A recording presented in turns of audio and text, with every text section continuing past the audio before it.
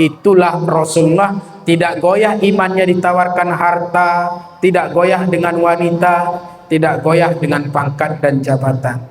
Tapi kalau tawaran itu kepada kita bagaimana Pak?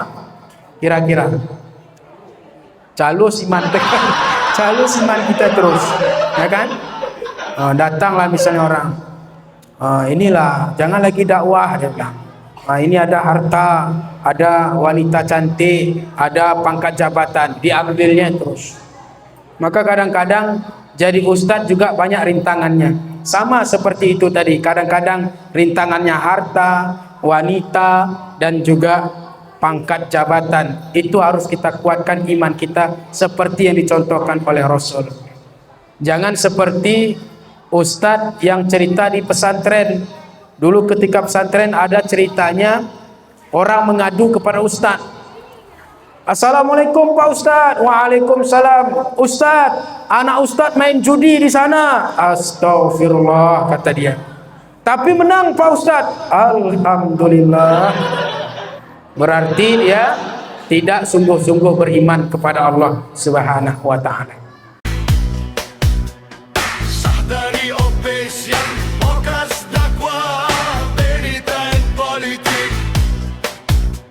Assalamualaikum warahmatullahi wabarakatuh.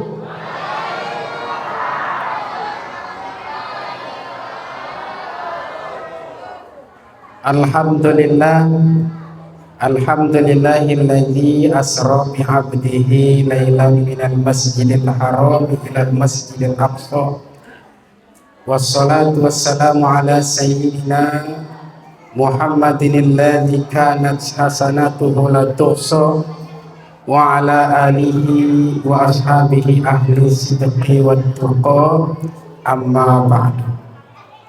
Pertama, marilah kita memanjatkan puji dan syukur kehadirat Allah Subhanahu wa ta'ala, yang atas izinnya kita dapat bertemu dan berkumpul di rumah Allah yang mulia ini dalam rangka memperingati Isra dan Mi'raj Nabi besar Muhammad sallallahu alaihi wasallam.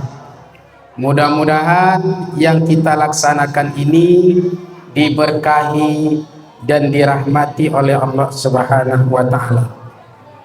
Salawat dan salam kepada junjungan alam, yakni Nabi besar Muhammad sallallahu alaihi wasallam, sebagai panutan kita, contoh suri tauladan dalam kehidupan kita, yang apabila kita selalu berpegang teguh dengan dua yang ditinggalkannya, yaitu Al-Quran dan sunnah-sunnahnya, maka insya Allah kita tidak akan pernah sesat untuk selama-lamanya. Mudah-mudahan di akhirat kelak kita mendapat syafaat dari Rasulullah sallallahu alaihi wasallam. Amin ya rabbal alamin. Yang kami hormati Bapak Kepala Desa beserta perangkat-perangkat beliau, tokoh adat, tokoh agama, tokoh masyarakat. Yang kami hormati para alim ulama, para tengku, para ustaz.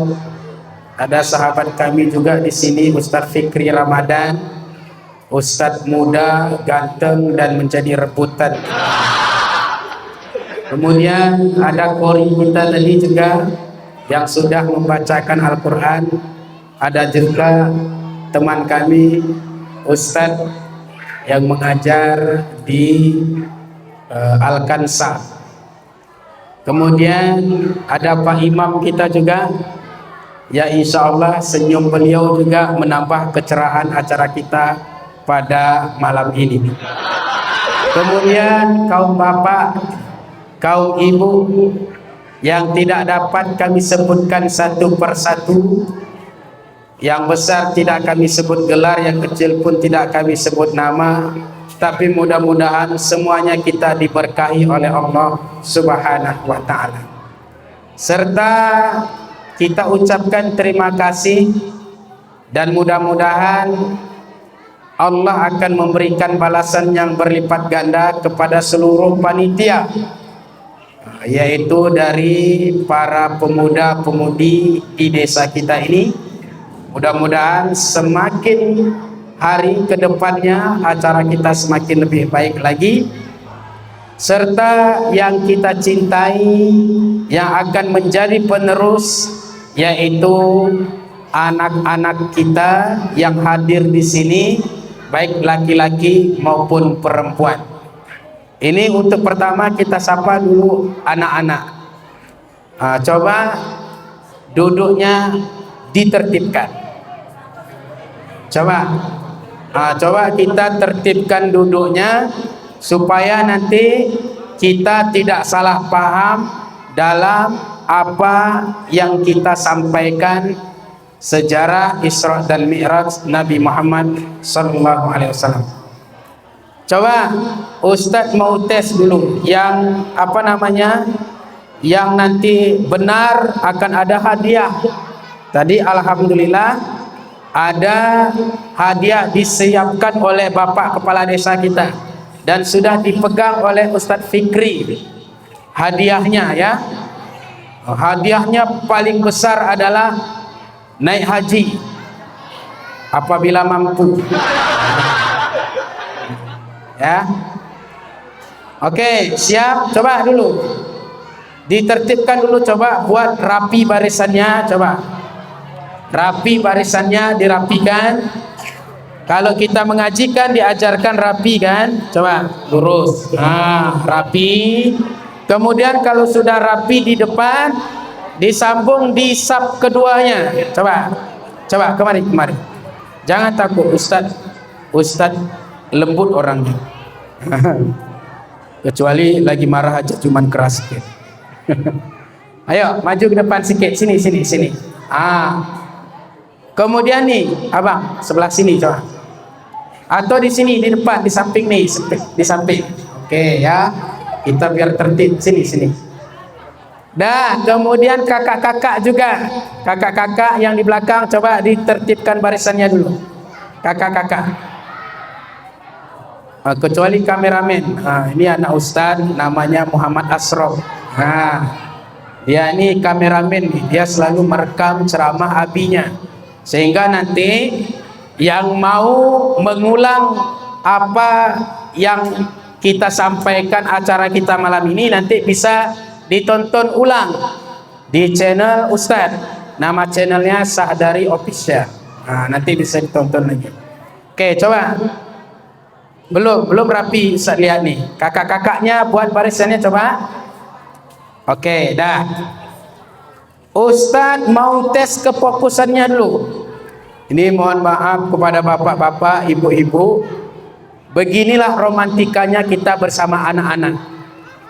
Jadi anak-anak itu memang dia dunianya dunia bermain. Tinggal bagaimana cara kita untuk mengarahkannya. Kalau masih ada di masjid ini banyak anak-anak, insya Allah masjid kita nanti di tahun-tahun berikutnya apabila kita sudah lanjut usia ataupun sudah tiada, maka mereka inilah yang akan mengisi masjid. Alhamdulillah. Walaupun mungkin anak-anak ini ada agak ribut, ada sedikit mainnya, ada lari-larinya dan sebagainya, itulah dunia anak-anak yang harus kita pahami. Cuman kita arahkan dengan cara yang baik. Coba Ustaz tanya dulu, tes dulu fokusnya ya. Ini yang Ustaz pegang ini apa nih? Botol minuman Aqua. Oke. Jadi Ustaz mau tes kefokusan kalian. Kalau Ustaz lempar satu kali begini, maka tepuk tangannya sekali. Bisa? Bisa enggak? Bisa. Coba tes dulu. Kalau Ustaz lempar sekali ditepuk, coba. Serentak. Belum serentak. Kakak-kakak, abang-abang juga serentak. Coba sekali ya. Satu kali dilempar, maka satu kali ditepuk. Ya, paham ya? Fahim tuh? Coba jawab dulu. Fahim tum? Lebih semangat. Fahim tum? Oke, kita lempar sekali. Lagi. Instruksinya, kalau Ustadz lempar ditepuk 1 kali. Kalau tidak dilempar jangan ditepuk. Paham ya? Kalau dilempar tepuk 1 kali. Kalau tidak dilempar jangan ditepuk. Yang salah nanti maju ke depan ya. Oke, nggak usah dulu, kita tes ya. Ingat pesannya, kalau dilempar tepuk sekali, kalau tidak dilempar jangan ditepuk. Oke, kita tes.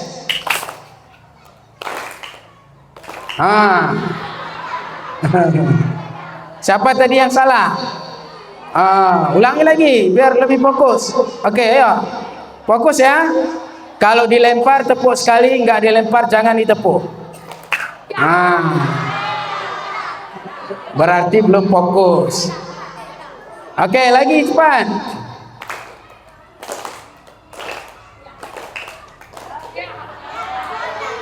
Oke, tepuk tangan dulu anak-anak semuanya, kita semua.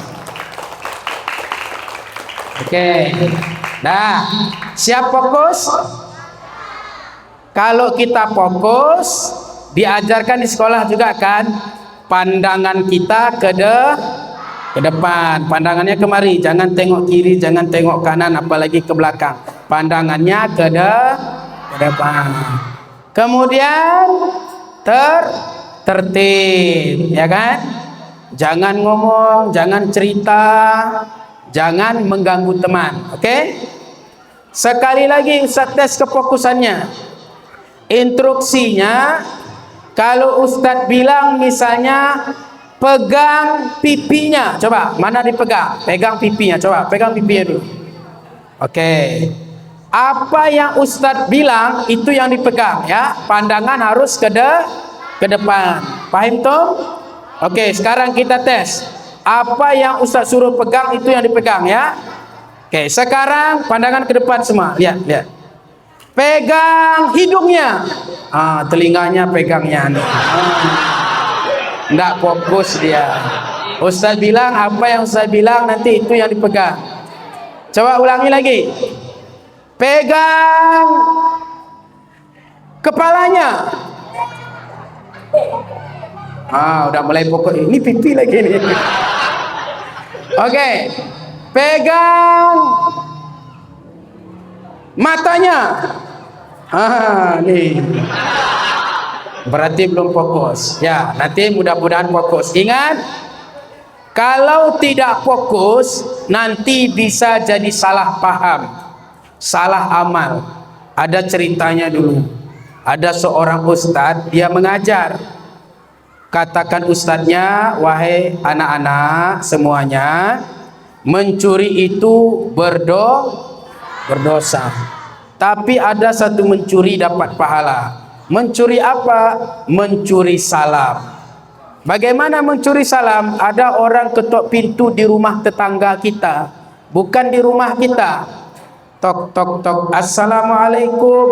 Walaupun bukan di rumah kita, kita jawab waalaikumsalam. Itu mencuri salam, dapat pahala.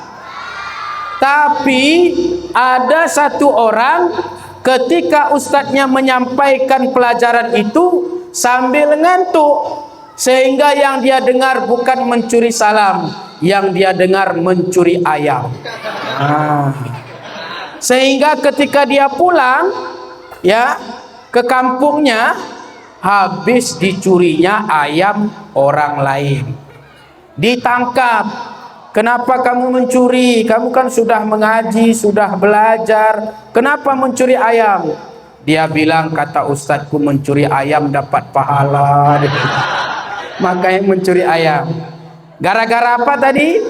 Gara-gara ngajinya, belajarnya tidak fokus. Bisa fokus ya? Bisa fokus? Oke. Yang bisa fokus dan bisa menjawab pertanyaan nanti akan dapat hadiah ya. Dapat hadiah. Oke, sekarang kita masuk ke Isra dan Mi'raj Nabi besar Muhammad sallallahu alaihi wasallam. Bapak Ibu jamaah Isra dan Mi'raj yang dirahmati oleh Allah Subhanahu wa taala. Dalam Islam, hampir setiap bulan itu ada sejarah yang bisa kita peringati. Kalau kita bicara bulan Muharram, kita diingatkan dengan peristiwa hijrah Nabi Muhammad dari kota Mekah ke kota Madinah. Kalau kita bicara bulan Ramadan, maka kita diingatkan dengan peristiwa nuzulul Quran. Kalau kita bicara bulan Zulhijjah, maka kita diingatkan dengan peristiwa kurban. Kalau kita bicara bulan Syawal, maka kita diingatkan dengan Idul Fitri. Kalau kita bicara bulan Rabiul Awal, maka kita diingatkan dengan peristiwa Maulid Nabi. Dan kalau kita bicara bulan Rajab, maka kita diingatkan dengan peristiwa Isra dan Mi'raj Nabi besar Muhammad sallallahu alaihi wasallam. Di dalam peristiwa-peristiwa tersebut banyak sejarah-sejarah diceritakan dalam Al-Quran, tetapi setiap peristiwa itu diceritakan berbeda satu dengan yang lainnya. Sangat istimewa ketika Allah menceritakan peristiwa Isra dan Mi'raj. Allah memulainya dengan kalimat tasbih. Subhanalladzi asra bi'abdihi lailan minal masjidil harami ilal masjidil aqsa. Maha suci Allah yang telah memperjalankan hambanya pada suatu malam dari Masjidil Haram di kota Mekah ke Masjidil Aqsa di Palestina, kemudian naik langit pertama, kedua dan seterusnya, Sidratul Muntaha, bahkan bertemu dengan Allah Subhanahu wa taala, kembali lagi ke kota Mekah, tidak lebih memakan waktu hanya sekitar sepertiga malam. Maka dalam peristiwa Isra dan Mi'raj ini Allah memulainya dengan kalimat tasbih. Subhanalladzi. Bagi kita yang pesantren, ini kita kalau belajar balaghah itu namanya kalimat izaz. Sehingga ada makna tersirat di situ. Subhanalladzi, maha suci Allah. Kalimat aslinya adalah subhanallahilladzi, maha suci Allah.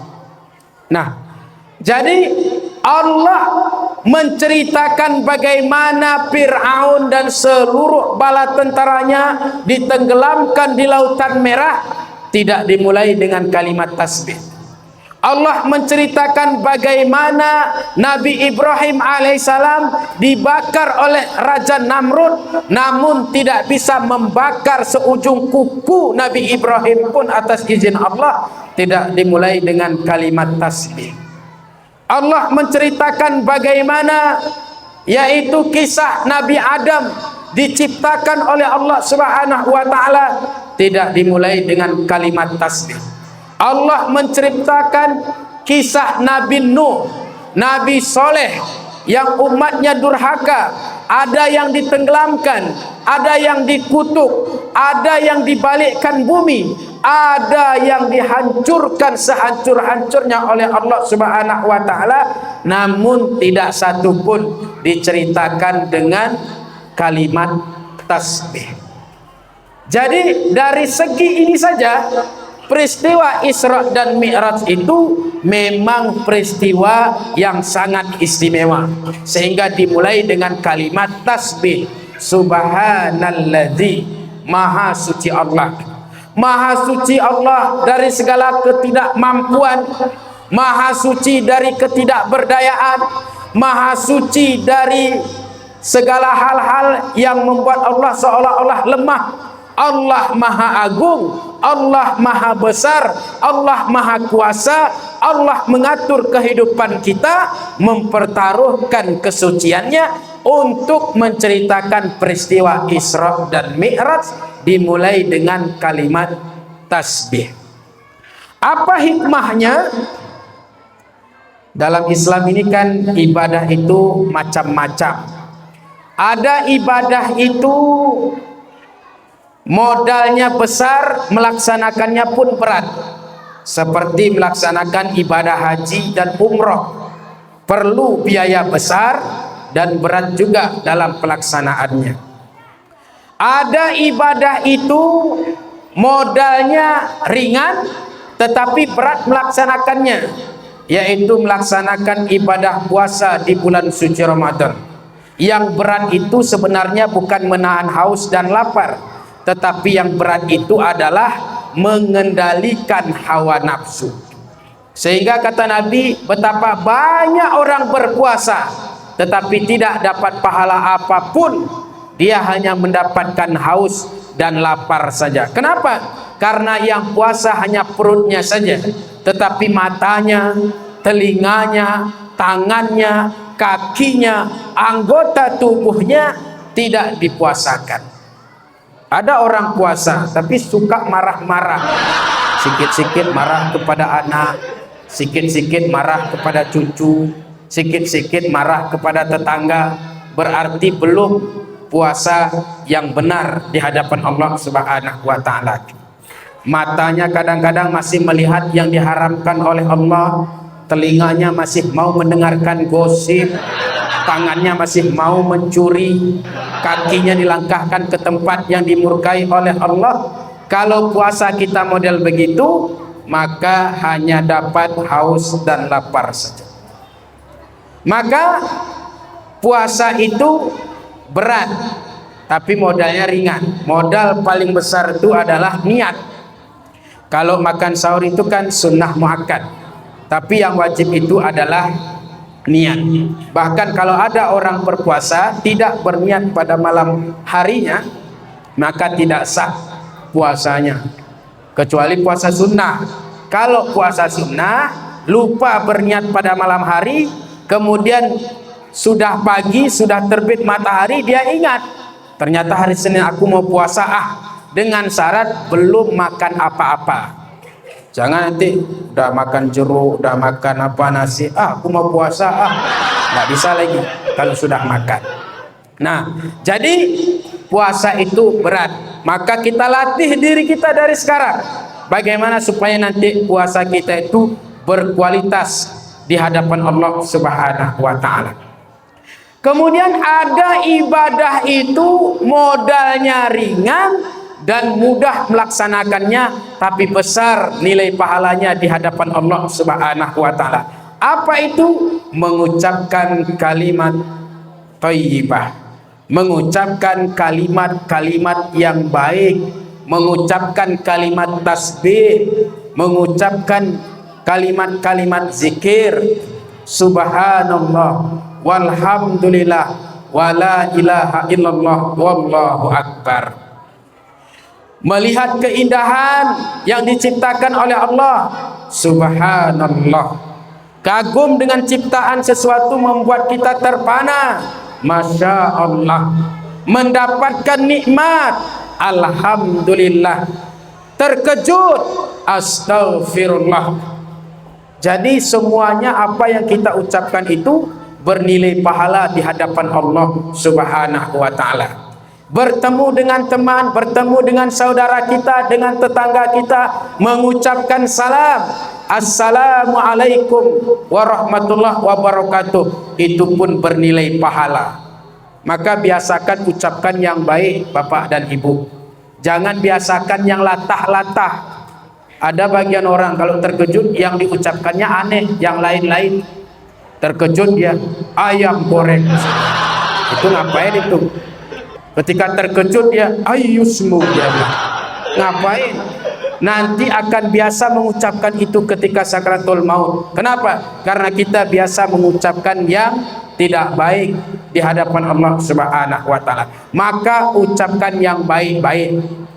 Ketemu dengan saudara kita tetangga, apa salahnya ucapkan assalamualaikum daripada datang kalau bahasa Lasnya itu Wah kenin de. Daripada gitu lebih baik langsung assalamualaikum de. Wah kenin. Assalamualaikum. Datang kalian, kita bilang. Lebih baik kita ucapkan salam. Sahabat Nabi ketika berjalan berdua, ini ada pohon, mereka berdua berjalan. Ketika mereka berjalan, salah satunya sebelah kanan, kemudian sebelah kiri, bertemu di tengah, lagi-lagi mereka mengucapkan assalamualaikum. Kenapa? Karena besar pahala dan nilai kepada kita dunia dan akhirat. Artinya kan, assalamualaikum warahmatullahi wabarakatuh. Semoga engkau selamat saudaraku. Bukan hanya selamat pagi, bukan hanya selamat pada siang, bukan hanya selamat pada waktu sore.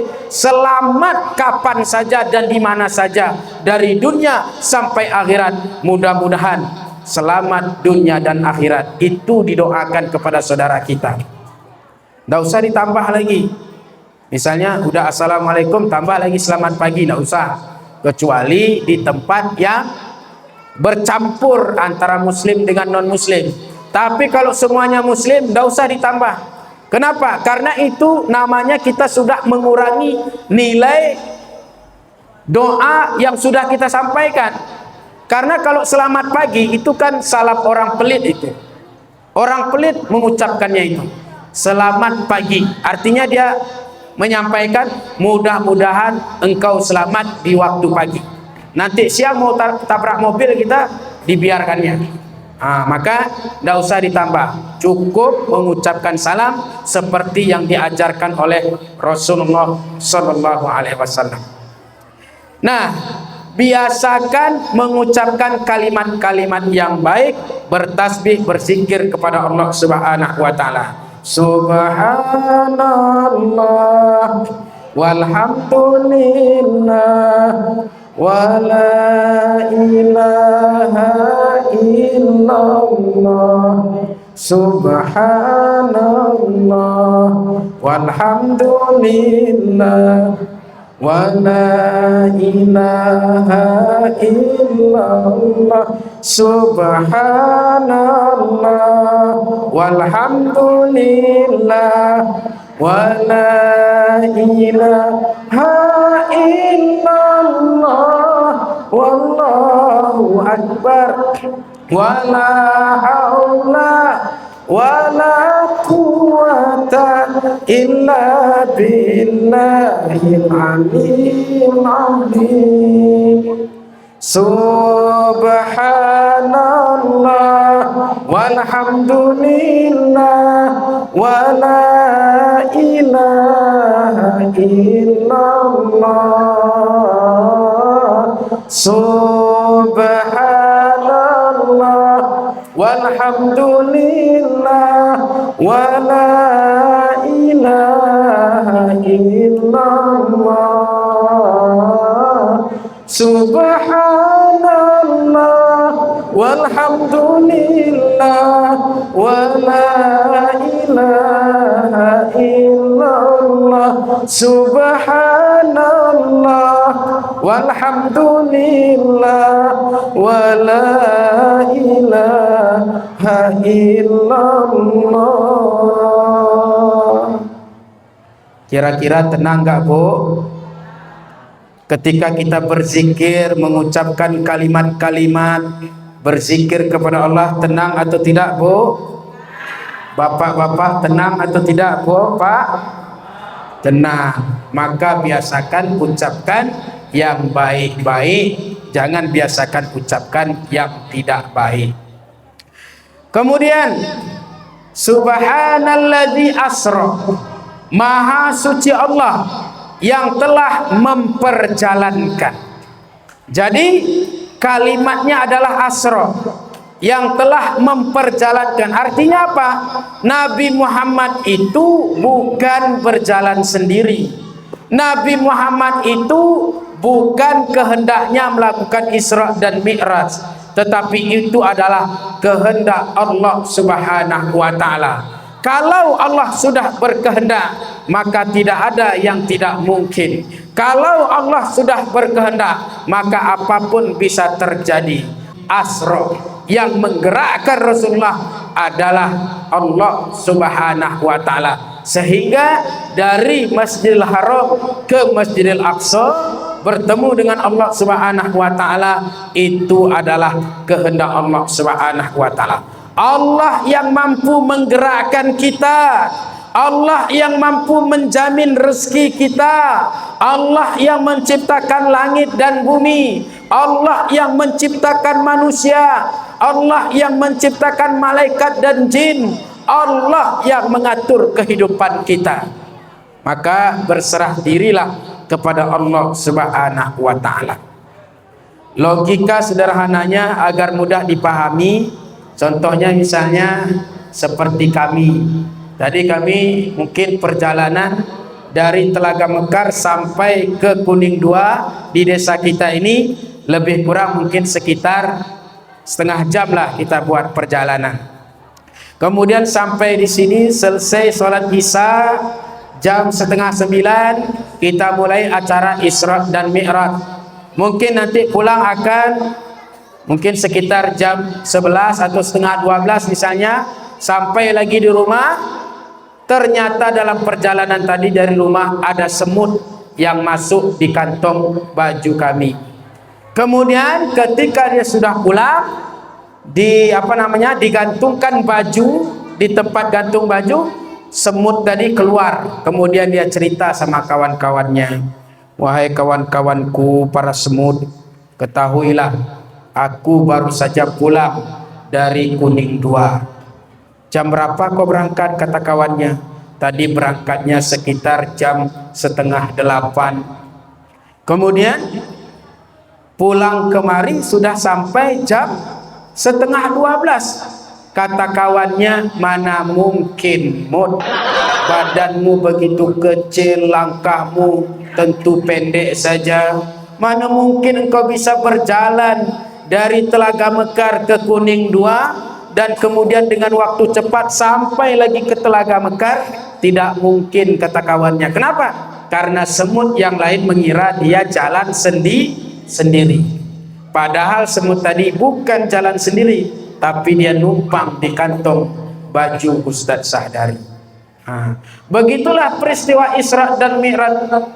Ketika Nabi Muhammad SAW mengumpulkan penduduk Mekah pada waktu itu, beliau sampaikan, "Wahai umatku, tadi malam aku telah melakukan perjalanan dari Mekah, Masjidil Haram ke Masjidil Aqsa di Palestina. Kemudian naik langit pertama, kedua, tiga, dan seterusnya ke Sidratul Muntaha. Kemudian bertemu dengan Allah Subhanahu wa taala dan kembali lagi ke kota Mekah. Tidak lebih hanya memakan waktu sekitar sepertiga malam."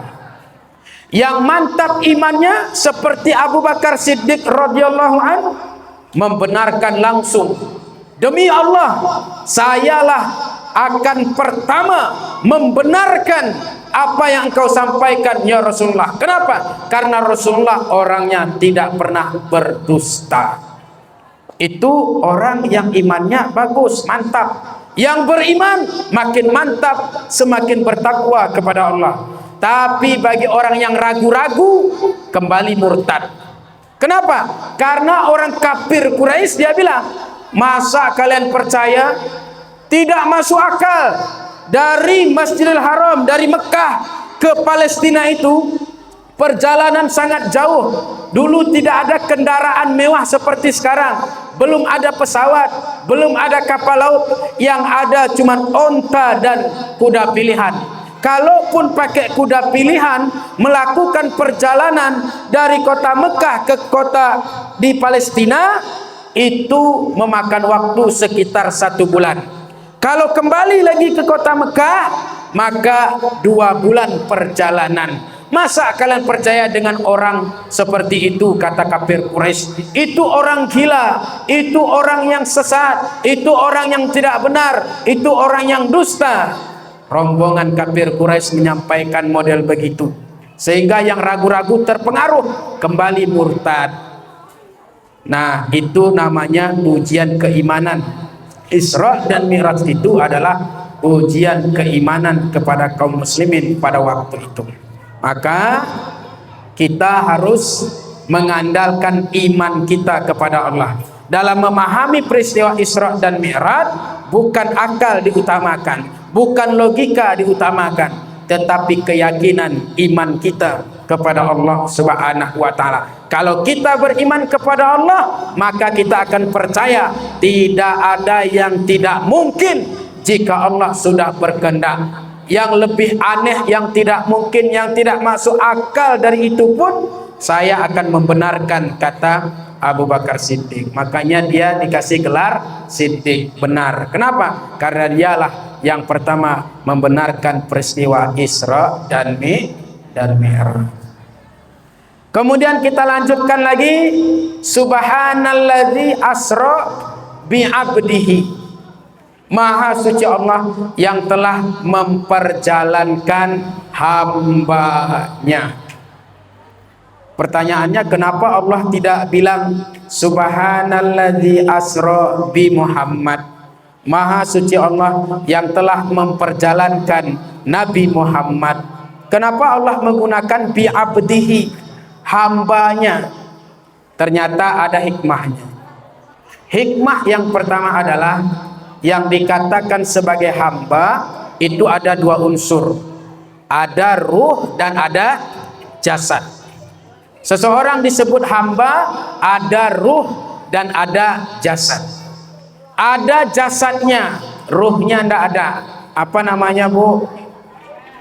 Jasadnya ada, ruhnya tidak ada lagi. Mayat.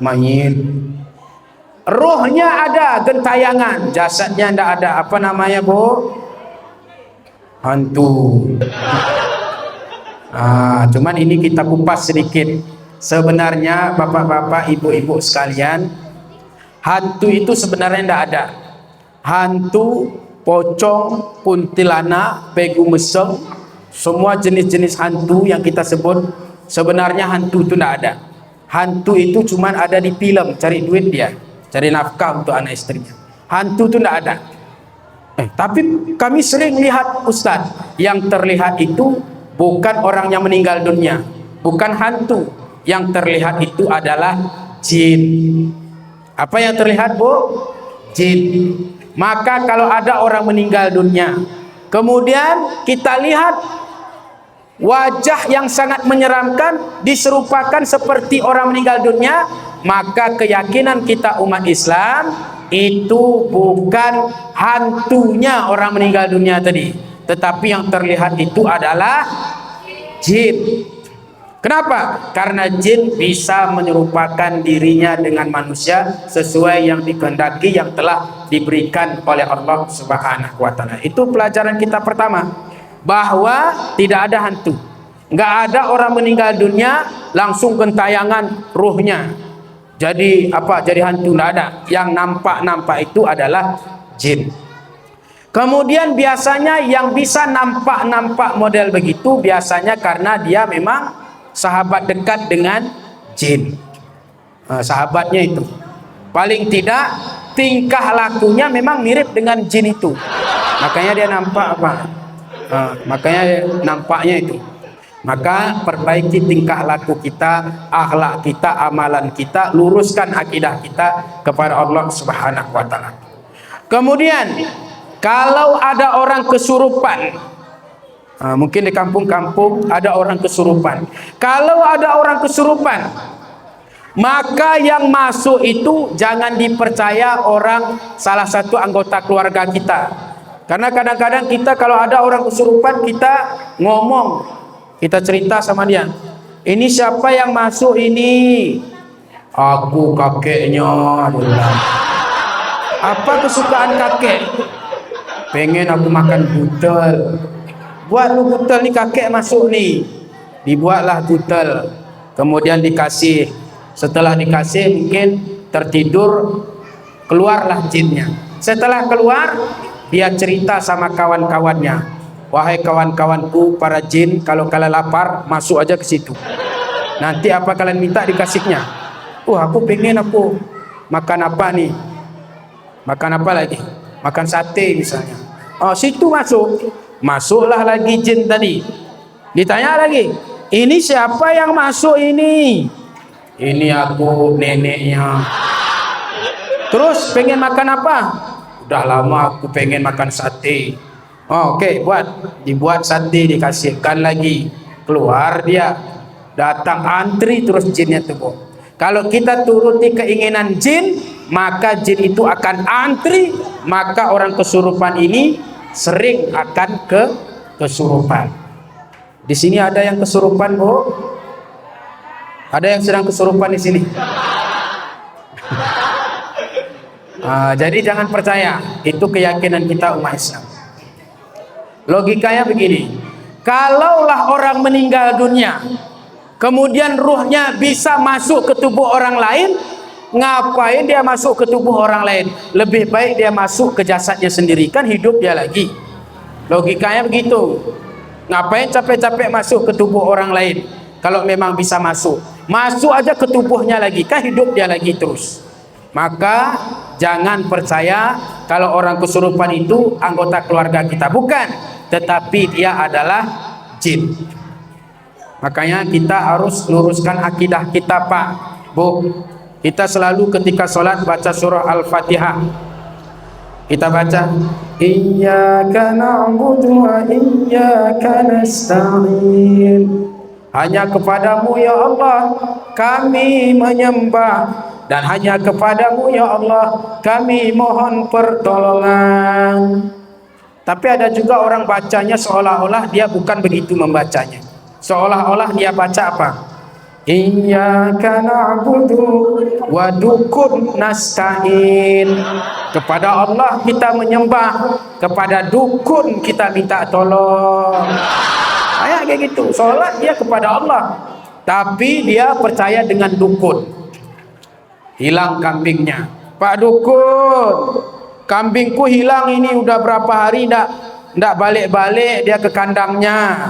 Tenang, kata dukunnya, ini kambingnya ini yang ngambilnya ciri-cirinya ini orangnya agak hitam ini. Tetangga kita ada hitam, udah buruk sangka kita sama tetangga kita terus. Inilah nih, dia mungkin mencuri ini. Terus kemana lagi ciri-cirinya Pak Dukun? Matanya dua, hidungnya pun dua tuh, lubangnya ke bawah tuh. Kemudian rambutnya hitam nih. Udahlah, gara-gara dukun kita berburuk sangka, bertengkar dengan tetangga kita tanpa bukti, sudah bisa kita menyalahkan orang. Kenapa? Gara-gara percaya dengan dukun. Jadi jangan percaya dengan dukun, percaya kepada Allah. Kita tidak akan pernah takut kecuali hanya kepada Allah. Kita tidak akan pernah minta pertolongan kecuali hanya kepada Allah. Kita tidak akan menyembah kecuali hanya kepada Allah. Asyhadu an la ilaha illallah. Kita bersaksi bahwa tidak ada Tuhan selain Allah. Wa ashadu anna Muhammad Rasulullah, dan kita bersaksi bahwa Nabi Muhammad adalah utusan Allah. Maka yakinlah terhadap Allah Subhanahu wa ta'ala. Jadi solusinya bagaimana kalau ada orang kesurupan? Solusinya cukup diazankan di telinganya sekeras-kerasnya, Allahu Akbar, Allahu Akbar. Diazankan, insya Allah jinnya akan keluar. Tapi ada juga orang kesurupan, Ustaz. Kita ajan dia pun. Kita baca Quran, bacanya Quran dia pun. Maka itu mungkin jinnya sudah kelas tinggi. Berarti dia harus diruqyah. Ruqyah pun jangan sama dukun. Kalau kita ruqyah sama dukun, jin yang di dalam keluar, jin dukunnya masuk. Maka tidak berhenti, dia akan kesurupan. Masuk lagi dia. Kenapa? Karena hanya bertukaran jin saja. Diusirnya jin tadi, masuk jin dukun. Nah, itu dia. Kemudian bagaimana cara kita meruqyah yang benar? Ruqyah yang benar dalam Islam itu adalah menghapuskan dari segala kemusyrikan dulu. Makanya kalau ada orang ruqyah yang syar'i, pasti dia akan cabut dulu. Kalau ada cincin yang orang kesurupan itu dicabut. Mungkin ada paham-paham keyakinan pada cincin, cabut. Kalau ada di rumahnya mungkin sebagai jimat-jimat, dianggapnya sebagai anti ini anti itu, cabut dulu, dibersihkan dari kemusyrikan. Kalau ada keyakinan kepada pohon-pohon, percaya kepada pohon, itu pun dibersihkan dulu. Setelah dibersihkan baru bisa kita ruqyah. Tapi kalau enggak, wayah kita ruqyah, ya enggak mau dia keluar. Kenapa? Karena masih banyak kemusyrikan di dalam dirinya dan di lingkungan rumahnya. Maka, nah kemudian sebenarnya kita bisa meruqyah diri kita sendiri. Misalnya ketika kita mau tidur, ambil wudu, kemudian baca yaitu trikul, qul huwallahu ahad, qul a'udzu birabbil falaq, qul a'udzu birabbin nas. Setelah dibaca ditiupkan ke tangan, setelah ditiupkan disapukan seluruh tubuh, dan tidak lupa membaca doa sebelum tidur. Insya Allah kita akan dijaga dari gangguan-gangguan jin, akan dilindungi oleh Allah Subhanahu wa ta'ala. Berat enggak Bu ngamalkan begitu? Sebenarnya enggak, cuman karena kita kadang-kadang terlalu cinta dengan dunia, berat kita untuk melaksanakan amalan-amalan yang diberikan oleh Rasulullah Sallallahu Alaihi Wasallam. Kita misalnya sakit, makanya orang-orang dulu kalau sakit jarang minum obat. Kenapa? Karena mereka memiliki keyakinan kuat kepada Allah Subhanahu wa ta'ala. Cukup misalnya ini ada gelas, ya gelas, dia bacakan surah Al-Fatihah, dia bacakan surah Al-Ikhlas, Al-Falaq, An-Nas, kemudian dia tiupkan dengan penuh keyakinan, ya Allah, sesungguhnya air ini tidak akan bisa menyembuhkanku, tetapi kumohon kepadamu ya Allah, dengan bacaan surah-surah yang ada dalam Al-Quran, ku bacakan ke dalam air ini ya Allah, maka berikan izin kepada air ini untuk menyembuhkanku. Air tidak akan mampu menyembuhkanku, karena engkaulah yang menyembuhkannya ya Allah. Jadikan air ini perantara untuk menyembuhkan penyakitku, maka insya Allah kita akan diberikan kesembuhan dengan keyakinan yang kuat kepada Allah Subhanahu wa ta'ala. Kita praktekkan cara minumnya Bu ya.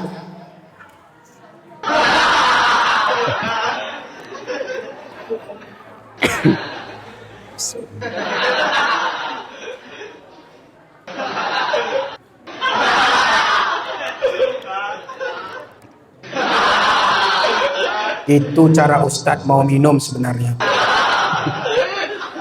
Nah jadi kalau keyakinan kita kuat, insya Allah apapun hajat kita akan dikabulkan oleh Allah. Ana inda zanni fi abdi bi, kata Allah, aku sesuai prasangka hambaku. Jika dia sangka baik, maka aku berikan yang baik. Jika dia sangka buruk, maka buruk yang akan diberikan. Maka berprasangka yang baik kepada Allah Subhanahu wa ta'ala. Begitu juga dengan berdoa, jangan ragu-ragu berdoa. Misalnya kita berdoa, ya Allah, tetanggaku sudah beli sepeda motor baru ya Allah, kepingin aku pun ya Allah, mohonlah berikan rezeki, mudahkan aku pun bisa beli sepeda motor. Tapi dalam hatinya nggak yakin, mana mungkin beli sepeda motor, gaji suamiku kecil, dalam hatinya, maka tidak dikabulkan oleh Allah. Kenapa? Karena hatinya sudah tidak yakin. Maka harus yakin, jangan sampai tidak yakin. Yakinlah doa kita pasti akan dikabulkan oleh Allah Subhanahu wa ta'ala. Bagaimana cara Allah mengabulkan doa? Ada yang begitu berdoa langsung dikabulkan. Biasanya orang yang sudah bersih hatinya, bagus akhlaknya, memang sangat dekat dia dengan Allah Subhanahu wa ta'ala, ibadahnya luar biasa. Biasanya orang-orang yang sudah bersih hatinya dan senantiasa mendekatkan diri kepada Allah, maka doanya biasanya cepat dikabulkan oleh Allah. Ada juga doa itu ditunda, bukan tidak dikabulkan, ditunda. Kenapa ditunda? Karena belum di waktu yang tepat. Maka diberikan Allah selang waktu, ditunda, bukan tahun ini, mungkin tahun depan diberikan oleh Allah. Yang penting kita yakin kepada Allah. Kemudian ada doa itu diganti menjadi yang lebih baik. Kita berdoa minta A misalnya, tapi diberikan B. berarti A ini tadi tidak baik untuk kita. B inilah yang baik. Sesuatu yang kadang-kadang kita anggap baik untuk kita, menurut Allah belum tentu itu baik. Bahkan kalau kita anggap sesuatu yang buruk kadang kepada kita, tapi kadang-kadang itulah yang baik kepada kita. Ini pelajaran bagi yang jomblo juga misalnya nih. Yang jomblo belum punya pasangan, belum punya suami atau belum punya istri. Misalnya kepingin dia A jodohnya, tapi diberikan B. Yakinlah B itu lebih baik untuk kita daripada A. Makanya rumus ini kami amalkan dulu tuh. Rumusnya Ustaz Fikri ya. Rumusnya dalam hidup untuk mendapatkan jodoh itu dua cuma. Datangi langsung rumahnya, ndak mesti pacar-pacaran. Ya, ndak mesti. Kalau ndak pacaran ndak dapat jodoh Ustaz, enggak. Buktinya apa? Buktinya kami ndak ada pacaran. Nggak ada pacar-pacaran, dapat jodoh juga. Bagaimana caranya? Kalau kami dulu ta'aruf namanya, ta'aruf. Ada ustadz kami dan kemudian yang calon tadi ada ustazahnya, dita'arufkan. Gitu cuman. Kalau cocok, alhamdulillah. Kalau tidak cocok, berarti ada yang disiapkan Allah yang lebih baik. Nah, datangi langsung rumahnya. Kalau memang kita ingin, si fulan ingin jodoh kita, dengan ikhtiar yang cukup, doa kita sudah, dan lain sebagainya, datang ke rumahnya. Mungkin kita bawa orang tua kita atau orang yang kita percaya untuk mendampingi kita, sampaikan keinginan kita. Kalau diterimanya, alhamdulillah. Udah ngantuk bu? Udah tidur? Kalau diterimanya, alhamdulillah. Kalau tidak diterimanya, Allahu Akbar. Itu rumusnya cuman. Rumusnya alhamdulillah dan Allahu Akbar. Diterima, alhamdulillah. Tidak diterima, Allahu Akbar. Allah Maha Besar. Masih banyak hamba-hamba Allah yang lain yang dipersiapkan Allah untuk kita menjadi pendamping hidup kita yang lebih baik. Maka alhamdulillah atau Allahu Akbar. Nah, itu cuma rumusnya. Bapak Ibu jamaah Isra dan Mi'raj yang dirahmati oleh Allah Subhanahu wa taala. Nah, maka yang disebut sebagai hamba Allah Subhanahu wa taala adalah yaitu adanya ruh dan adanya jasad. Kemudian apa hikmahnya? Hikmahnya adalah disinilah Allah mempertegas bahwa peristiwa Isra dan Mi'raj itu betul memang Nabi Muhammad itu dengan jasad dan ruhnya telah diperjalankan oleh Allah Isra dan Mi'raj. Karena ada paham dibilangnya yang Isra Mi'raj itu ruhnya cuma itu, dia bilang. Ruh Nabi Muhammad dibantah dengan kalimat bi'abdihi, hamba Allah, yaitu adanya ruh dan adanya jasad. Kemudian dalam kalimat bi'abdihi, Allah telah mengakui Nabi Muhammad itu adalah betul-betul hamba Allah Subhanahu wa ta'ala. Kalau begitu kita ini hamba Allah atau bukan bu? Hamba Allah atau bukan kita ini bu? Hamba Allah atau tidak kita ini pak? Kata siapa?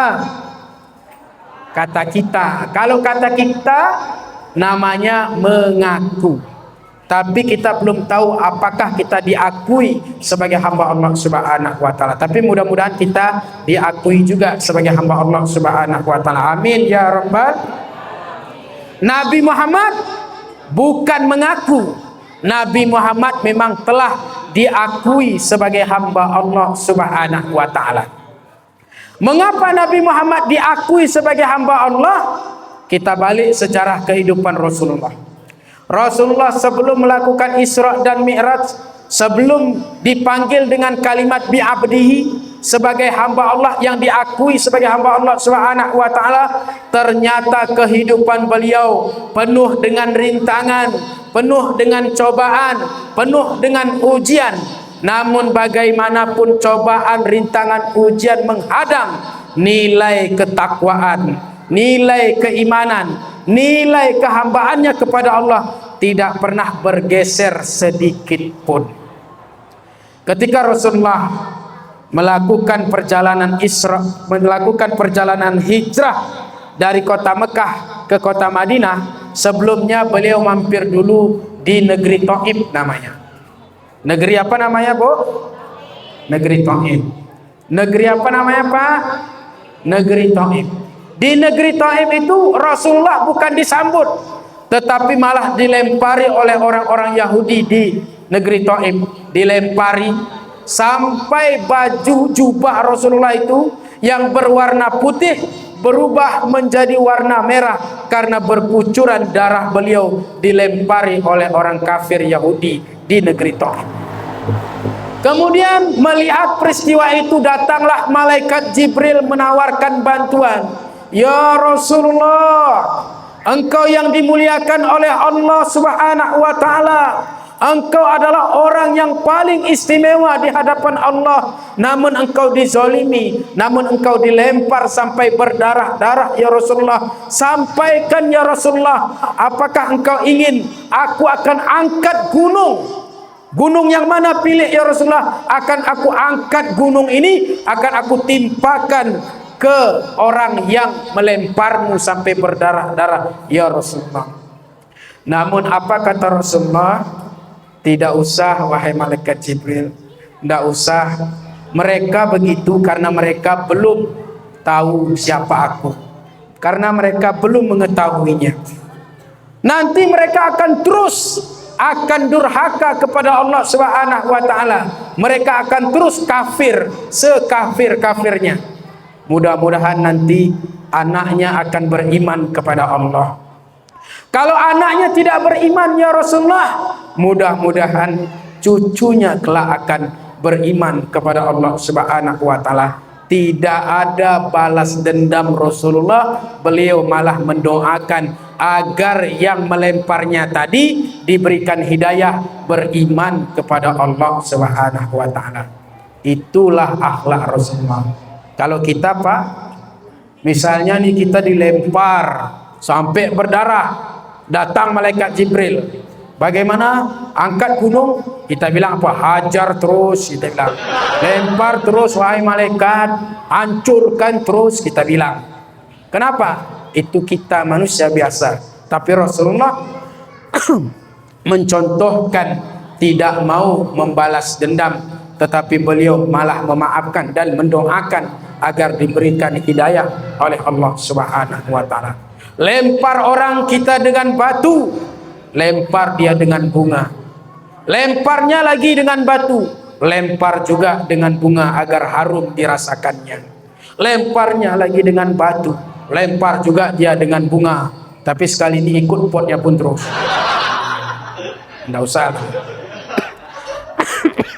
Mudah-mudahan orang yang menzalimi kita diberikan hidayah oleh Allah Subhanahu wa taala. Kemudian Rasulullah itu pernah didatangi oleh Abu Lahab dan Abu Jahal.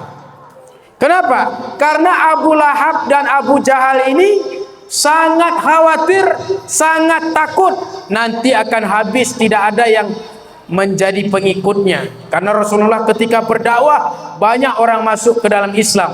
Kemudian dia jumpai, wahai Muhammad, jangan lagi engkau berdakwah di kota Mekah ini, habis nanti pengikut kami. Tidak ada lagi yang mau mengikuti kami, tidak ada lagi yang mau mengikuti ajaran nenek moyang.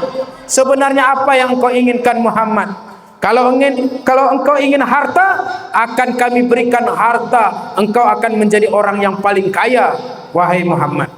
Jika engkau menginginkan pangkat, kami akan angkat engkau menjadi raja. Jika engkau menginginkan wanita, kami akan pilihkan wanita yang paling cantik kepadamu, wahai Muhammad. Kata Abu Lahab dan Abu Jahal agar Nabi Muhammad jangan lagi berdakwah. Apa jawaban Rasul? Jawaban Rasul adalah, apakah paman menyangka saya berdakwah untuk mencari harta? Sama sekali tidak. Apakah paman menyangka bahwa saya berdakwah untuk mendapatkan harta? Sama sekali tidak. Apakah kalian menyangka saya berdakwah ingin mendapatkan pangkat dan jabatan? Sama sekali tidak, paman. Apakah kalian menyangka aku berdakwah ingin mendapatkan wanita yang paling cantik? Sama sekali tidak, wahai paman. Maka itulah Rasulullah tidak goyah imannya ditawarkan harta, tidak goyah dengan wanita, tidak goyah dengan pangkat dan jabatan. Tapi kalau tawaran itu kepada kita bagaimana, Pak? Kira-kira calus iman calus iman kita terus, ya kan? Datanglah misalnya orang, inilah jangan lagi dakwah, dia bilang. Ini ada harta, ada wanita cantik, ada pangkat jabatan, diambilnya terus. Maka kadang-kadang jadi ustadz juga banyak rintangannya. Sama seperti itu tadi, kadang-kadang rintangannya harta, wanita, dan juga pangkat jabatan. Itu harus kita kuatkan iman kita seperti yang dicontohkan oleh Rasul. Jangan seperti ustadz yang cerita di pesantren. Dulu ketika pesantren ada ceritanya, orang mengadu kepada ustadz. Assalamualaikum Pak Ustadz. Waalaikumsalam. Ustadz, anak Ustadz main judi di sana. Astagfirullah, kata dia. Tapi menang Pak Ustadz. Alhamdulillah. Berarti dia tidak sungguh-sungguh beriman kepada Allah Subhanahu wa ta'ala. Ada lagi orang ditanya misalnya, mudah-mudahan kita tidak seperti itu. Mudah-mudahan imam kita, ustadz kita, tengku kita, guru-guru kita di daerah kita ini dilindungi oleh Allah Subhanahu wa ta'ala, dikuatkan imannya oleh Allah Subhanahu wa ta'ala. Ada orang bertanya, Pak Ustadz, ini hukumnya apa? Haram. Janganlah gitu Pak Ustadz, ini kami sudah siapkan bagian Ustadz ini. Ya teh makruh, dia bilang terus. Makruh dibuatnya terus. Udah ada duit 1 koper, makruh dia bilang. Kami tambah 1 koper lagi Pak Ustadz. Halal. Halal dia bilang. Karena banyak itu. Nabi bilang ar-rosi wal murtasi finnar. Siapa yang menyogok dan disogok, keduanya masuk neraka. Tapi ada juga oknum-oknum berlabel ustadz, dihalalkannya sogok menyogok itu. Berarti kan itu tadi dia. Gara-gara apa? Gara-gara tidak tahan dengan harta, gara-gara tidak tahan dengan tawaran-tawaran dunia. Mudah-mudahan kita kuat iman kita kepada Allah Subhanahu wa ta'ala. Bapak Ibu jamaah Isra dan Mi'raj yang dirahmati oleh Allah Subhanahu wa ta'ala. Kemudian setelah ditawarkan itu tidak juga tergoyahkan iman Rasulullah, maka ditawarkanlah toleransi. Apa toleransinya? Begini saja kata Abu Lahab dan Abu Jahal. Jika engkau tidak menginginkan harta, wanita, dan pangkat jabatan, wahai Muhammad, kita toleransi saja. Maksud paman bagaimana? Toleransinya adalah ketika nanti engkau bersama pengikutmu ibadah ke tempat ibadahmu di masjid, maka kami pun akan ikut. Menyembah apa engkau sembah, kami ikut apa yang engkau ajarkan, wahai Muhammad. Tapi suatu saat nanti ketika giliran kami ke tempat ibadah kami, menyembah patung, menyembah berhala, kalian juga ikut, supaya kita saling toleransi. Maka turunlah surah Al-Kafirun pada waktu itu, yang di ujung ayatnya dibacakan oleh Rasul, lakum dinukum,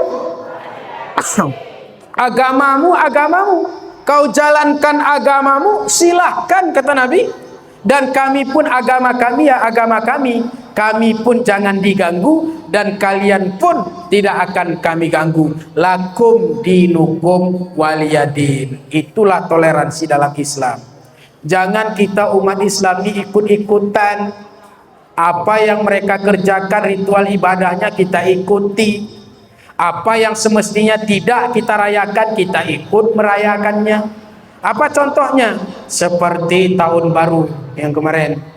Tahun baru memang kita semua tahun kita baru. Dari 2025 menuju 2026. Tahunnya yang baru. Tapi merayakannya tidak usah ikut-ikutan. Apa di Kuta Cani ini kita lihat sekarang. Kalau masa kita kecil dulu nggak ada itu. Tapi sekarang Anak-anak muda kita ikut merayakan menunggu jam 12 malam. Pergi dia sore-sorenya, mau kemana? Beli ayam. Mau kemana? Beli bebek. Mau kemana? Beli ikan. Memangnya kenapa?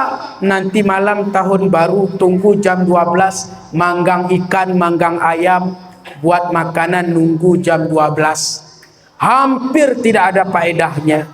Berkumpullah anak muda dan mudi kita yang bukan mahram, maka terjadilah yang mereka inginkan. Yang mereka inginkan terjadi, tapi tidak kita inginkan sebagai orang tua.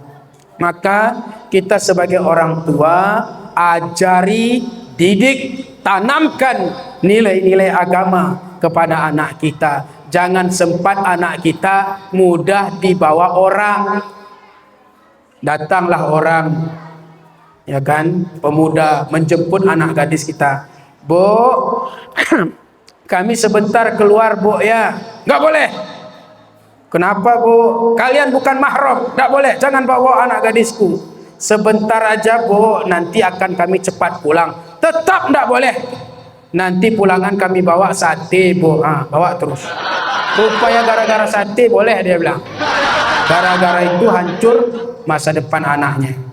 Jangan mau disogok model begitu. Gara sate, gara bakso, gara makanan dibawakan pulang, anak kita sudah dihancurkan masa depannya. Itu harus kita jaga. Bapak Ibu jamaah Isra dan Mi'raj yang dirahmati oleh Allah Subhanahu wa taala. Maka dalam Islam saling toleransi itu bukan ikut-ikutan. Cukup jangan diganggu mereka dan kita pun jangan diganggu. Mereka pergi ke tempat ibadahnya, jangan diganggu. Dan terbukti kita tidak pernah mengganggu non-muslim. Kan tidak pernah ada misalnya ada orang non-muslim lewat di kampung kita, langsung kita bilang, tangkap kafir nih, kafir, tangkap. Enggak ada. Tangkap nih kafir nih, belum sunat nih dia. Enggak pernah. Enggak pernah kita bilang begitu. Kenapa? Karena umat Islam betul-betul menjaga toleransi. Tapi ketika umat Islam kadang-kadang minoritas sering menjadi tertindas. Salah satunya adalah yang kita peringati ini dari Masjidil Haram ke Masjidil Aqsa. Masjidil Aqsa di Palestina. Betapa banyak saudara kita di Palestina sana menjadi janda istrinya karena suaminya sudah dibom meninggal dunia, tertimbun oleh runtuh-runtuhan. Betapa banyak anak-anak menjadi yatim piatu. Betapa banyak kesengsaraan di dalam saudara kita di Palestina. Maka jangan lupa kalau sekarang kita bisa makan enak, kita bisa tidur nyenyak, kita bisa aman damai, jangan pernah lupakan saudara kita di Palestina, karena mereka memperjuangkan Masjidil Aqsa yang disebut dalam peristiwa Isra dan Mi'raj sebagai bukti bahwa Masjidil Aqsa itu adalah milik umat Islam. Maka kalau ada rezeki, apa salahnya kita berikan donasi? Mungkin kadang-kadang ada saudara kita yang dari tim-tim KNRP ataupun mengutip dana kepada saudara kita ke Palestina sana, diberikan sesuai dengan kemampuan kita. Agak batuk sikit nih Bu. Karena memang aktivitas hampir tidak ada henti-hentinya. Malam-malam kadang Isra, kadang-kadang takziah, kadang-kadang siang-siangnya ceramah lagi. Hampir tidak ada hentinya dalam bulan ini. Karena bulan ini banyak orang meninggal dunia. Banyak orang meninggal dunia. Sepertinya malaikat maut memang sedang keliaran di Kutacani ini. Maka hati-hati Bu, hati-hati Pak. Persiapkan bekal sebaik-baiknya menghadap Allah Subhanahu wa taala. Kematian itu tidak mengenal usia. Dia akan mendatangi yang muda, dia akan mendatangi yang tua. Dia akan mendatangi orang kaya, dia akan mendatangi orang miskin. Dia akan mendatangi orang yang punya pangkat, dan dia juga akan mendatangi orang yang menjadi rakyat biasa saja. Kullu nafsin dha'iqatul maut, setiap yang bernyawa pasti akan mati. Karena kematian itu bukan soal usia, bukan soal siapa kita, tetapi batas waktu yang telah Allah tentukan. Maka tidak bisa dimajukan waktunya walau 1 detik, dan tidak bisa dimundurkan waktunya walau 1 detik. Tapi mudah-mudahan kita semua ketika nanti menghadap Allah Subhanahu wa taala dalam keadaan yang diridhoi oleh Allah Subhanahu wa taala, maka biasakan hal-hal yang baik. Jangan biasakan yang buruk-buruk. Jangan biasakan gara-gara dunia kita tinggalkan ibadah, sehingga nanti ketika sakaratul maut maka kita akan melakukan apa yang sudah kita biasakan. Ada satu cerita. Ini saya tidak tahu apakah ceritanya benar atau tidak, tapi kita jadikan motivasi saja. Dulu ada orang yang suka mencari burung, kalau bahasa alasnya itu burung ruak yang di sawah. Kalau bahasa Gayonya apa, Pak? Ruak juga. Ruak, mencari ruak. Nah, terdengar suara azan, hayya 'alas shalah.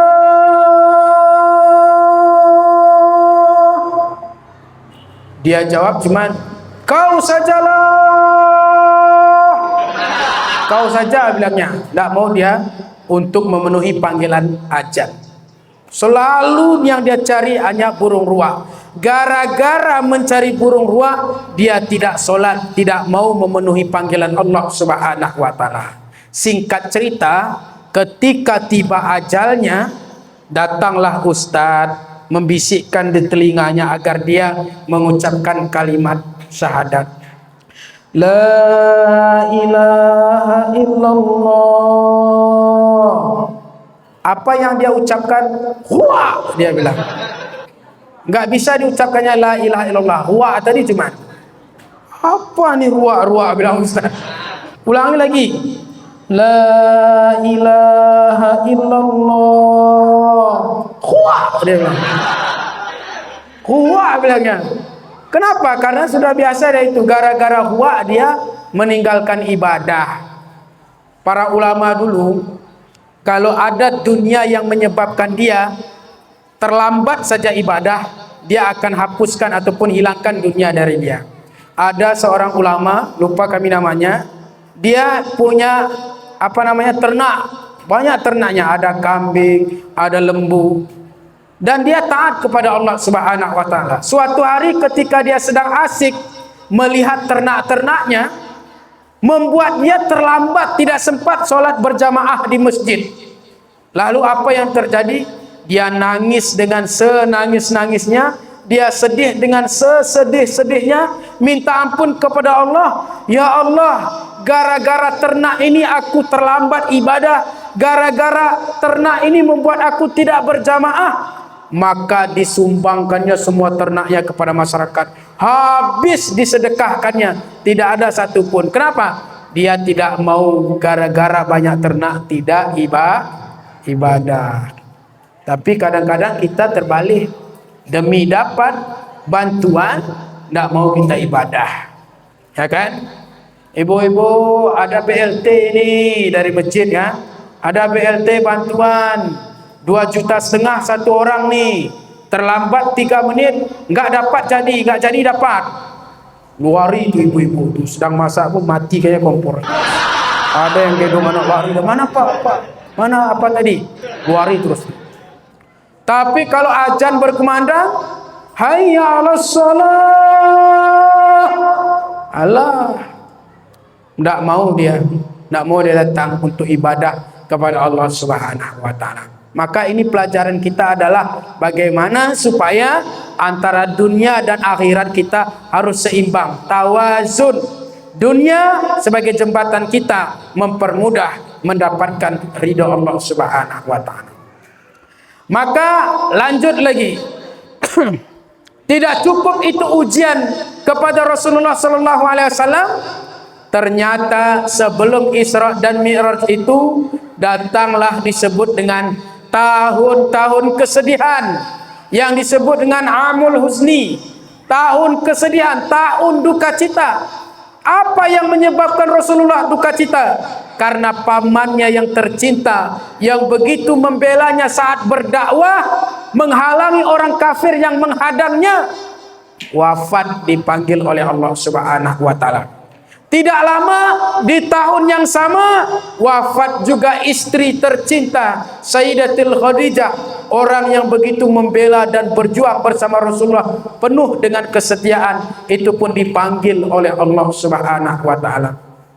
Bagaimana setianya Siti Khadijah kepada Nabi Muhammad sallallahu alaihi wasallam? Suatu hari ketika Rasulullah menerima wahyu yang pertama di Gua Hira, Nabi Muhammad kan belum pernah bertemu dengan malaikat Jibril, belum pernah melihat sosok malaikat Jibril dalam wujud asli. Pasti akan menyeramkan, pasti akan membuat Rasulullah ketakutan. Ketika itu malaikat Jibril menyampaikan Iqra, Iqra, Rasulullah bingung apa yang dibaca. Iqra, maka Rasulullah lari pulang ke rumah, buru-buru pulang ke rumah. Kemudian istrinya Siti Khadijah melihat, kenapa suamiku buru-buru seperti orang ketakutan pulang ke rumah. Diambilkan selimut, kemudian dirangkul, dipeluklah Rasulullah dan diselimuti, sambil membisikkan kepada Rasulullah, ya Rasulullah, wahai suamiku, apa yang engkau khawatirkan? Apa yang membuatmu takut? Apa yang menyebabkan engkau buru-buru pulang ke rumah sehingga begitu takut? Kalau ada orang ingin mencelakakanmu, kalau ada orang yang ingin menghalangimu, kalau ada orang ingin menyakitimu, maka akulah pertama yang akan menghadangnya, akan menjadi bentengmu ya Rasulullah, wahai suami. Begitulah kesetiaan Sayyidatul Khadijah. Kira-kira ibu seperti itu enggak kepada bapak-bapak? Misalnya bapak nih buru-buru pulang ke rumah, dikejar orang gara-gara banyak hutang. Dikejar orang. Abang, dari mana bang? Ini aku ada hutang sama sekolah, belum ada uangku. Tenang bang, ini ada cincin bang, jualkan cincin ini bang, nanti bayar hutang abang. Ada begitu bu? Nggak ada. Yang ada marah bapak ya. Apa bang ini asik ngutang aja. Jangan ambil cincin kuning. Nggak mau aku cincin kuning jual. Ada di sana. Nah, begitulah kadang-kadang istri yang tidak membela ataupun mendukung suaminya. Nah, kemudian Siti Khadijah itu pernah menyampaikan, nanti kalau aku sudah meninggal dunia, wahai suamiku ya Rasulullah, setelah meninggal dunia, hartaku sudah habis berdakwah memperjuangkan agama Islam. Kalau tidak ada yang bisa kuberikan, ambillah tulang belulangku ya Rasulullah, menjadi jembatanmu untuk berdakwah. Kalau laku tulang belulangku, jual ya Rasulullah untuk perjuangan dakwah, untuk menyampaikan syiar Islam. Ada kira-kira begitu bu? Ada nggak bu? Ibu bilang sama suami, sama bapak kan, wahai suamiku yang tercinta, kalau seandainya nanti aku duluan dipanggil oleh Allah, maka nanti kalau memang abang perlu jembatan, ambillah tulang belulangku, injak tulangku sebagai jembatan. Ada bu? Nggak ada. Tapi mudah-mudahan itu bisa kita amalkan menjadi lebih baik. Nggak usah terus sampai tulang. Yang penting ibu setia, yang penting ibu taat patuh pada suami. Itu saja sudah cukup. Dan suami juga harus sayang kepada istri seperti Rasulullah. Rasulullah kalau dia sudah ada waktu pulang ke rumah, maka beliau sempatkan kalau ada piring kotor dicucinya bu. Rasulullah itu mau dia nyuci piring. Kira-kira bapak ini ada nggak nyuci piring di rumah bu? Nggak ada. Mau dia membantu istrinya. Kalau ada bajunya koyak, dijahit oleh Rasulullah sendiri. Bila perlu dibantu masak dan sebagainya. Makanya sebenarnya bu, tugas ibu, kewajiban ibu itu hanya cukup taat kepada suami. Nyuci bukan tugas ibu, ya kan? Masak nasi bukan tugas ibu, ngurus anak bukan tugas ibu. Apalagi mencari nafkah bukan tugas ibu. Tugas ibu cuman taat kepada suami. Maka itu semua adalah tugas suami. Tapi kalau diperintahkan ibu untuk masak, masak bu, karena ibu wajib taat. Kalau diperintahkan ibu untuk nyuci baju bu, karena itu wajib taat kepada suami. Artinya apa? Jangan khawatir bu, ibu nyuci piring, ibu masak nasi, ibu melakukan aktivitas di rumah, itu semuanya bernilai pahala yang besar di hadapan Allah Subhanahu wa taala. Makanya seorang wanita jika dia sudah taat kepada suami dan kemudian melakukan ibadah wajibnya tidak tertinggal, maka di akhirat nanti diperintahkan oleh malaikat, wahai wanita-wanita yang begitu taat pada suami dan beribadah wajib kepada Allah Subhanahu wa taala, pilihlah pintu surga yang mana engkau suka. Syaratnya apa?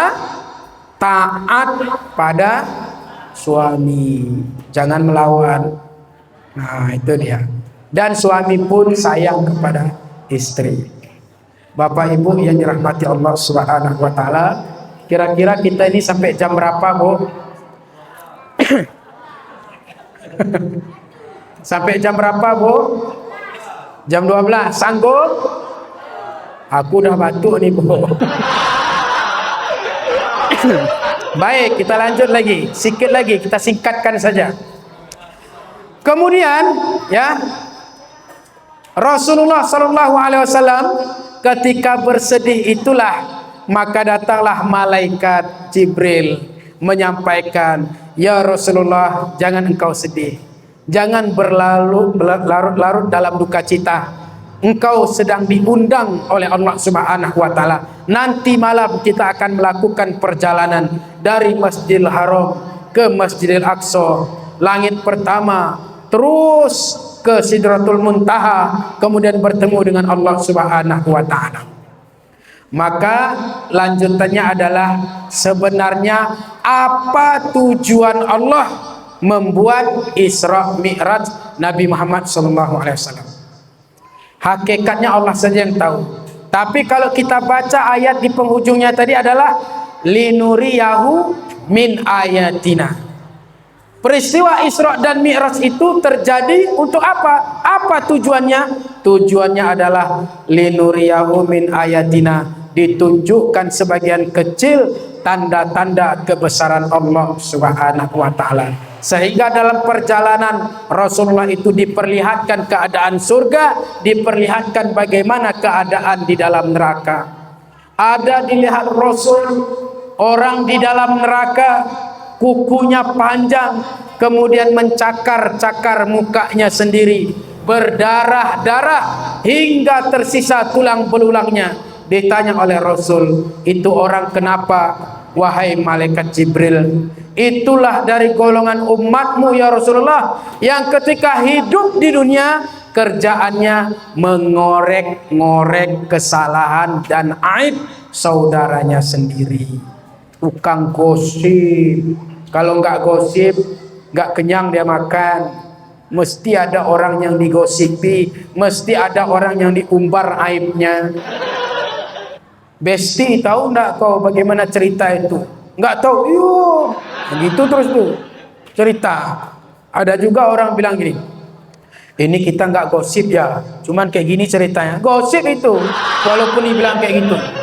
Orang alas bahasanya gini, "Oh iya kan ceroi enda, oh iya kan ceroi enda." Cuman diceritakannya gosip itu, walaupun kita bilang ndak ceroi, ndak menceritakan. Gosip, ndak usah Bu, ndak usah kita korek-korek aib saudara kita, ndak usah kita jelekkan saudara kita, ndak usah kita cari-cari kesalahan pribadi saudara kita, karena setiap kita punya kesalahan dan aib masing-masing.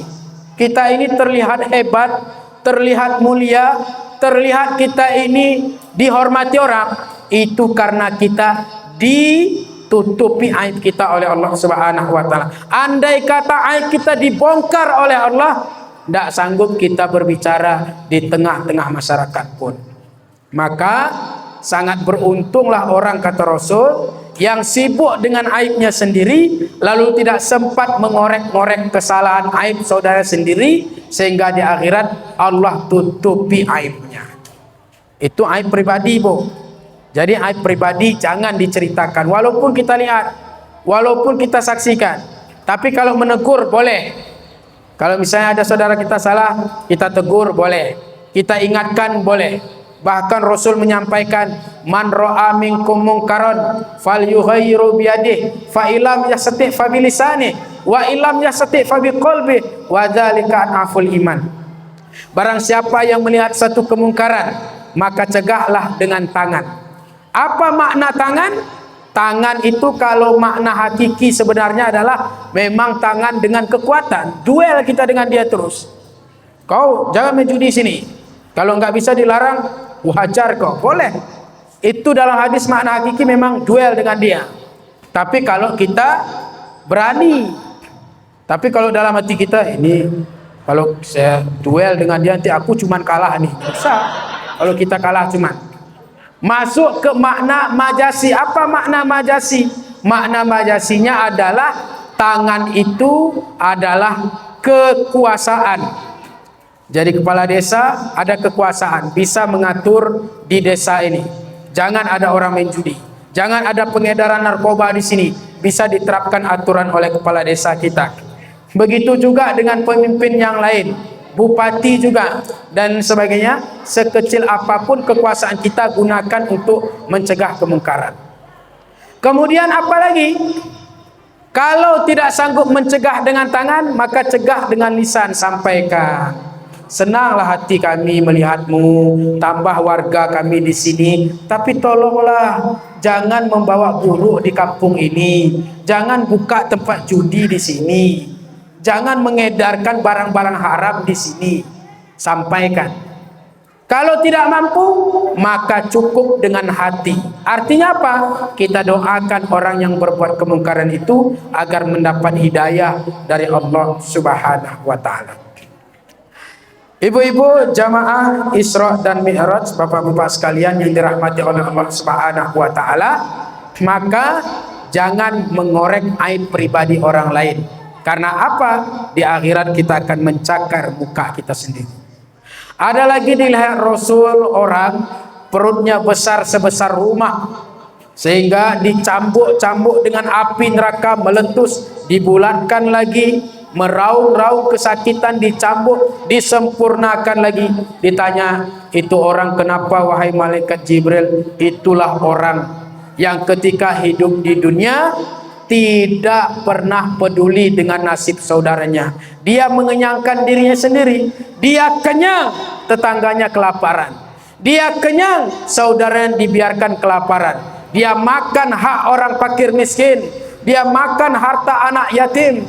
Dia tidak peduli halal atau haram. Yang penting dia masuk ke perutnya. Yang penting dia kaya. Maka di akhirat nanti perutnya akan dibesarkan, dicambuk-cambuk dari api neraka, meletus, sempurnakan lagi, meletus, meraung-raung kesakitan, terus menerus tanpa henti-henti. Ada lagi orang di akhirat dilihat oleh Rasulullah, diperlihatkan di dalam neraka itu orang yang sudah bungkuk dengan bebannya. Anehnya, makin payah, makin sulit dia membawa beban, diberikan lagi beban, makin bungkuk dia. Diberikan lagi beban, makin bungkuk dia. Diberikan lagi beban, makin bungkuk dia. Sampai dia merangkak menahan bebannya. Itu orang kenapa wahai malaikat Jibril? Itulah dari golongan umatmu yang ketika hidup di dunia sudah dapat jabatan, tidak bisa dilaksanakan dengan baik. Dikasih jabatan lagi, diterimanya lagi. Yang satu pun tidak selesai, terimanya lagi jabatan, terimanya lagi amanah. Dia tidak mengukur kemampuannya, sehingga di akhirat diberikan beban bertambah kepada dia. Ada yang istimewa di dalam surga dilihat oleh Rasulullah SAW. Ada orang seperti memanen padi.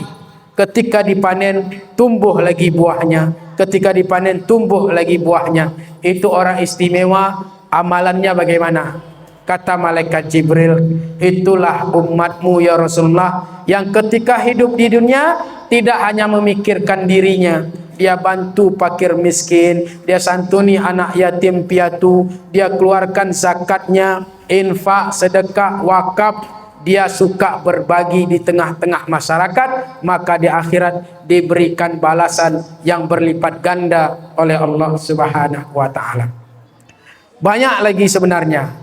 Kemudian inti tujuan dari Isra dan Mi'raj yang dilakukan oleh Nabi Muhammad itu, yang dikehendaki oleh Allah Subhanahu wa taala itu adalah, tujuan utamanya adalah Nabi Muhammad menjemput perintah solat lima waktu.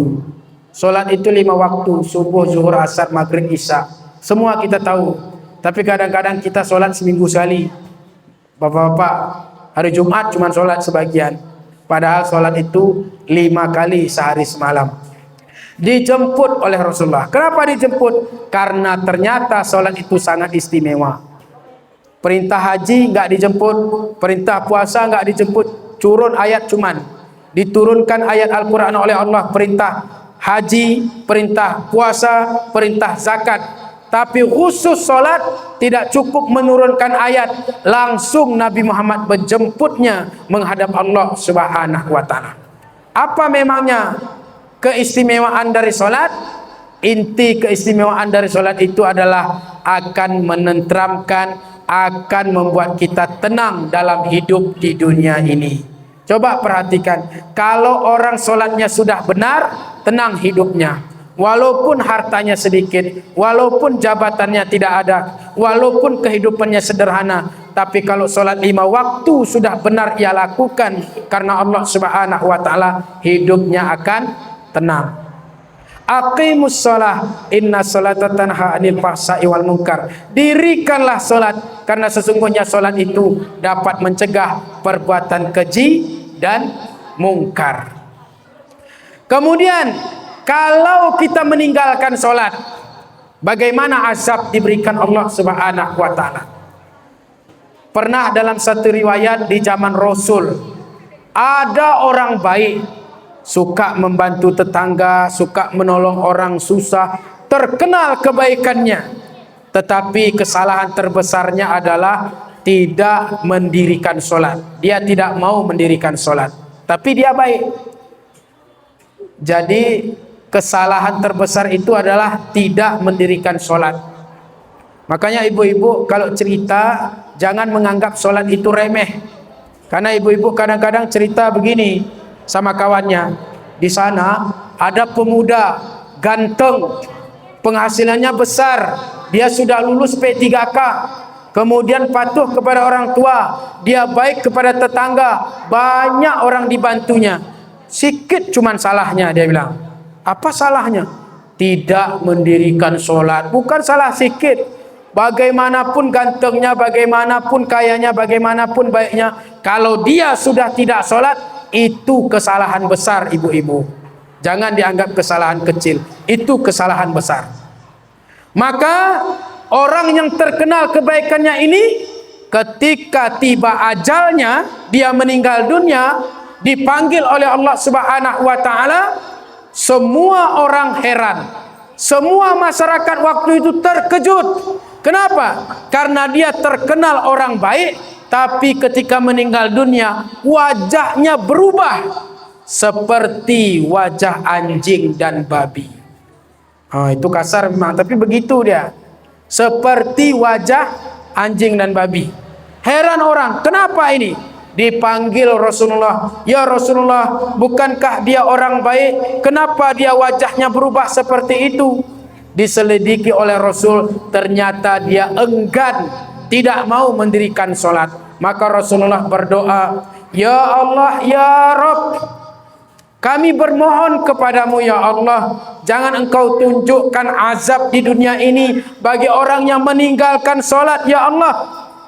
karena kasihan keluarganya ya Allah, malu keluarganya ya Allah, dan kami tidak sanggup melihatnya ya Allah. Hamba mohon kepadamu ya Allah, tangguhkan, jangan tunjukkan azab di dunia ini bagi orang yang meninggalkan solat. Nanti di akhirat saja engkau berikan balasan azab kepada orang yang meninggalkan solat. Maka dikabulkan oleh Allah, maka kembalilah wajah orang tadi seperti semula.